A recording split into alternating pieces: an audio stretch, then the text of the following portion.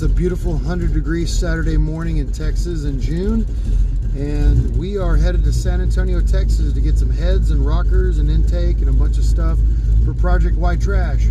We are, of course, going to take Kris Jr.'s 1982 Ford Mustang GT, which we affectionately call Piece of Stang. We're taking it because we hate things like air conditioning and power steering and stereos. They're for the weak. So let's get going. So I found a guy online selling a top end kit for a car that he had on a running car, and we negotiated a price, and I'm gonna go pick it up. What I forgot to tell the boy was that currently the car is still together. The guy was working on taking it apart, but we may or may not have to do some wrenching when we get there to get my stuff. You should have known better, boy. Now the question is, what am I buying exactly? Well, you'll have to wait and see that. But I'm probably going to put a small hint, some kind of little indicator to leave you guessing in the thumbnail and the title of this video. We are here in San Antonio, and we're taking my new heads off this guy's car. This guy is super cool, but you know, some people don't want to be on video. We put the boy to work taking stuff off, so no spoilers, but here are our new heads. It was running just a few minutes ago. Got the intake off, and this is our heads, rockers, and push rod combo we were taking with us. So no spoilers yet. We're still not going to show you what we got, but soon. Back to work, boy. About an hour and a half later, we have our heads, our rollers, our intake, our push rods. We got an MSD box also. It is in the trunk, right? Yeah. It's in the back somewhere. We got an MSD harness. We got all sorts of stuff. But we are hot, we are sweaty, we are tired. We're going to go grab some grub, head back home, and then we'll show you what all we got. Here's the boy struggling to get big and strong, struggling with a burger. I've been done for like 15 minutes. Eat faster, boy. Let's go. Triple meat. Triple meat. You need triple meat. You're built like a twig. Look at all those fries that are left. Hurry up, boy. We got to get home so we can show the people what we got. We are finally back home. We are sweating, but we wouldn't have it any other way. It's just the rat rad lifestyle. Quick side note, I am proud to say that Piece of Stang just went a 100-mile round trip. Never got more than like 25% up the temperature gauge. Great oil pressure, still running great. I told the boy this morning when we left, we'll probably have to gas up before we came home. Nope, did great on the highway. We burned a little over a quarter tank. I mean, it's not getting that great of gas mileage, but I mean, maybe 3/8 of a tank, but we still got a quarter left. I thought we'd be out of gas long ago, but let's go see what we've got in the trunk. All right, time for the big reveal. We went and got some trick flow heads. To be very precise, these are trick flow 170cc intake runner, 61cc combustion chamber, fast as cast twisted wedge heads. As part of the package deal, the guy didn't want to separate it. We also got this track heat EFI upper lower intake with a phenolic spacer. This came off an SN95. We got the BBK throttle body, the trick flow elbow. He threw in the valve covers, valve cover gaskets. We have ARP head bolts, which he'd only put in there a couple of weeks ago before his car got wrecked. Brand new head bolts. I'll inspect them, of course, and double check them before reusing them, but they should be good to go. I've reused ARP bolts before. Trick flow 1.6 ratio roller rockers with the poly locks and everything. And we got some trick flow hardened push rods, 6.700.080.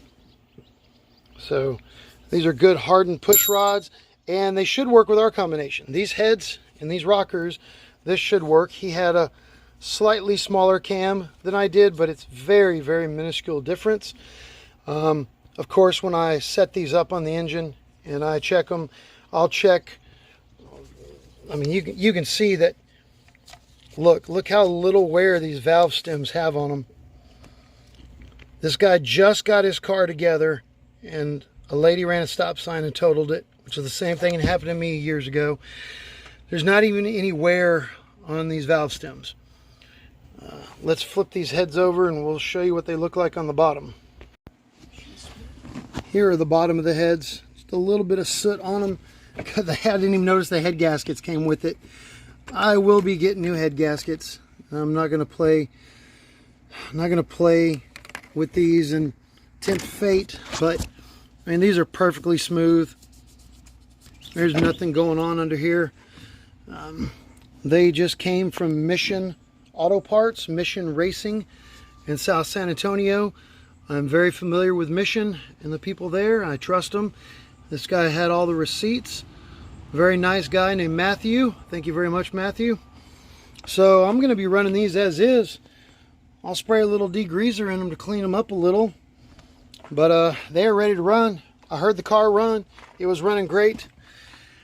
There you see the 100cc emblem. And then I don't think you can see it, but over there in the corner, 61cc. I was hoping they were the 58cc just for a little bit more compression, but that is not a big deal at all. Don't care. Gonna run them as is.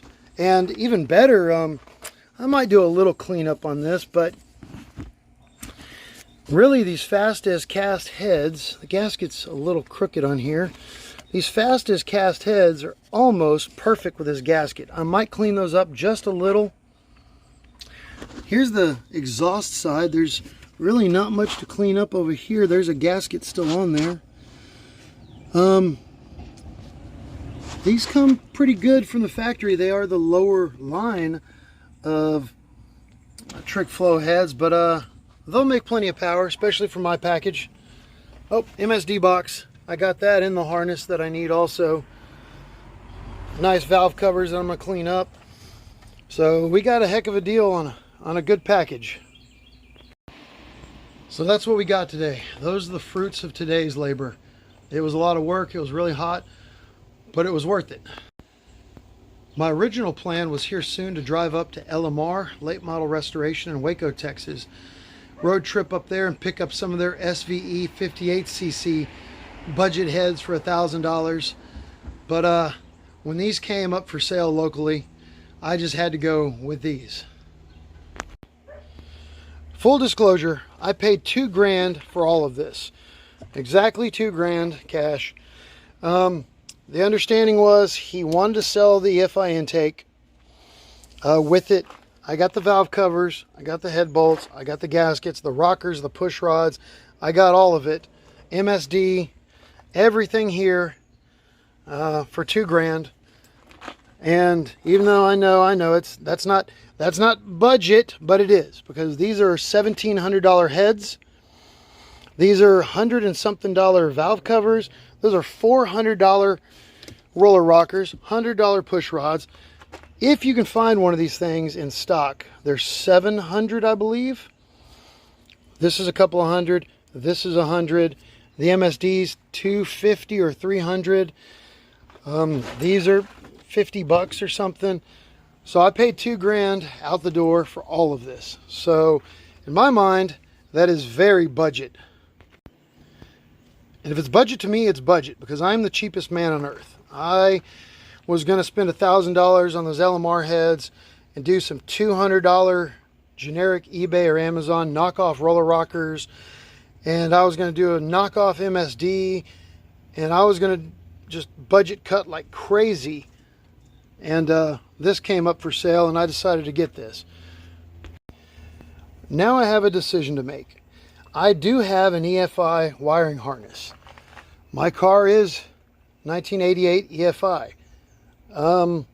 I even added mass air meter to it. Unfortunately, I gave my fuel injected fuel tank and fuel rails and most of my fuel injection accessories to Stephen Holtz of Just Drive It.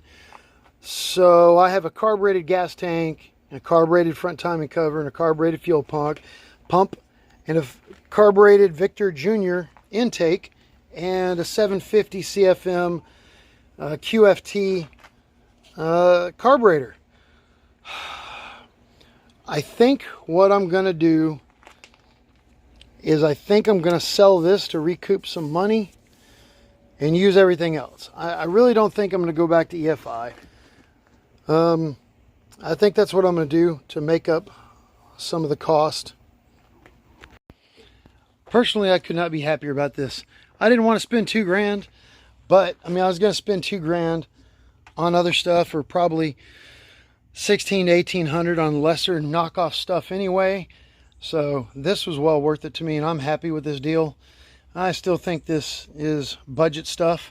I'm excited because I haven't had trick flow heads since the 90s. I had their very first generation in, I don't know, 95 to 97, somewhere in there.